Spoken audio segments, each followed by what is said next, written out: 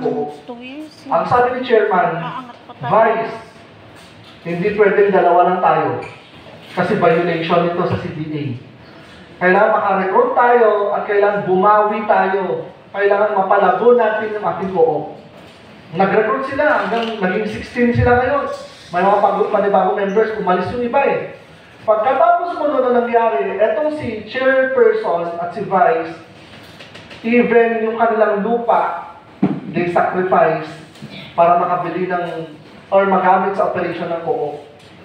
Vice and the Chairperson. So eventually, ano nangyari? Unti-unting umangat si co-op. Lumago si co-op. Hanggang ngayon, na-establish si co-op. Ang laki ng building ng co-op nila. At nag-finance na yung co-op na yun ngayon. Naging multi-purpose na siya. Bawat isa na. At kaya sabi ko mga umalis, pwede po ba kami ulit bumalik? Ako willing ako magbigay ng 10,000. Na nag-iwan sila, no? But you know what they did? In-accept pa rin sila ng officers. See, makikita natin, sa management and governance ng ating kooperatiba, I tell you, lahat tayo involved. Lahat tayo may kinalap. Kaya nga po, co-owner tayo ng co-op natin eh. Hindi ba may shinare ka? Tama, meron tayong ibinigay. May sinubscribe tayo kay co-op. Ibig sabihin, co-owner ka ng co-op. Kung may mangyari kay co-op, dapat maramdaman mo rin na masakit sa part mo. Kasi ikaw yung co-owner nun.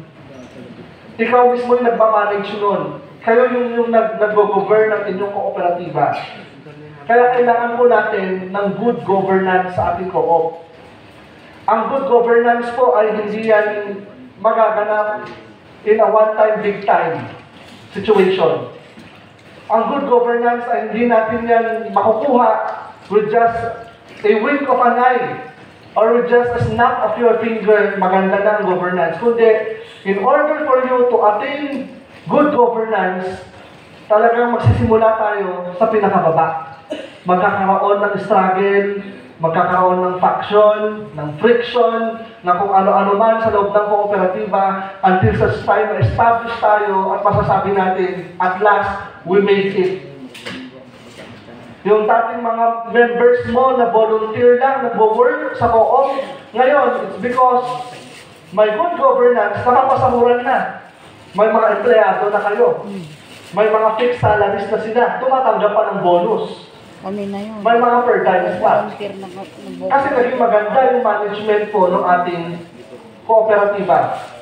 Ito, tingnan natin. What is governance? A framework of rules, system, and processes. Ayan. Naka-highlight po yung pula. Framework of rules, systems, and processes. Ang governance daw or pamamahala, ito ay set ng mga batas or alituntunin sa ating co-op. The mere fact that we want to implement governance in our cooperative kasi gusto po natin magkaroon ng internal control sa co-op. Anong purpose po nun, sir, ng mga rules na to? For internal control, maging maayos ang management ng co-op po natin. Hindi po pwedeng ang co-op ninyo ay nakatanggap ng assistance or nakatanggap, sabihin natin, ng traktor or nakatanggap ng sabihin natin gamit pang bukid at yung gamit na yon na natanggap natin, kung sino-sino na lang ang gumagamit, kung sino-sino ang lumalabas. Gusto niyo ba yan? Hindi. Kasi property ng co-op yun. That's why para magkaroon ng magandang management, we set rules and policies. Gagawa natin ngayon ng polisiya yun. Yung natanggap ninyong repair, hindi po pwedeng sino-sino lang at hindi yan po pwedeng nanirahan lang sa bahay ni chairman. Malinaw? Kasi pag-aari ni co-op yun, dapat may policy yun, dapat may batas yun. Na kapag ang repair na to ay ginamit ni member, automatic may discount si member. Kapag si non-member ang mag-hire nito, 100% na babayaran niya. Dapat may ganun, may polisiya. Hindi po pwedeng dahil malakas ka kay board, malakas ka kay manager, ikaw yung kadalasang gumagamit niyan. may mga magagalit na sa akin, ano?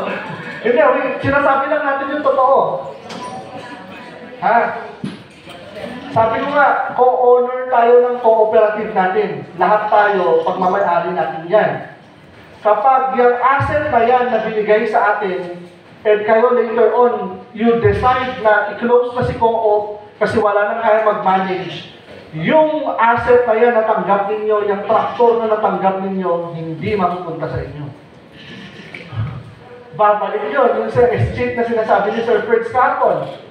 Hindi po pwede, ay, ako yung BOD, ako yung nag-receive na doon sa akin mapunta yan, ibebenta ko yan.